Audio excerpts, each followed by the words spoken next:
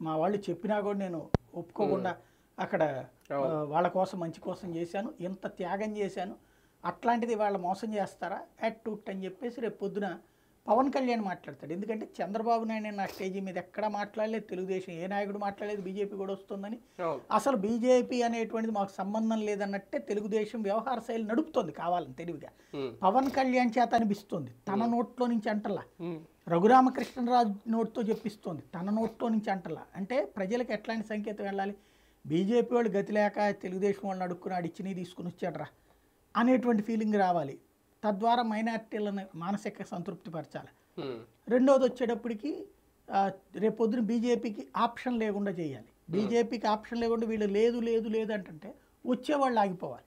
ఇది ఒక గేమ్. జగన్మోహన్ రెడ్డి గారిని వ్యక్తిగతంగా టార్గెట్ చేయడం ఏమైనా స్టార్ట్ చేశారా పవన్ కళ్యాణ్ గారు? జూబ్లీ చెక్ పోస్ట్ దగ్గర నువ్వేం చేసావో తెలుసు, హోటల్లో ఏం చేసావో తెలుసు, టన్నుల సమాచారం ఉంది నా దగ్గర, బయట పెడతాను అనడం బెదిరింపా, లేదంటే నిజంగా ఏమన్నా ఉందా ఆయన దగ్గర? ఉంది పవన్ కళ్యాణ్ ముందు ఎప్పుడు ఆయన వ్యక్తిగతంగా అయితే ఎందుకు లేదు, ఇంతకంటే దారుణంగానే మాట్లాడాడు.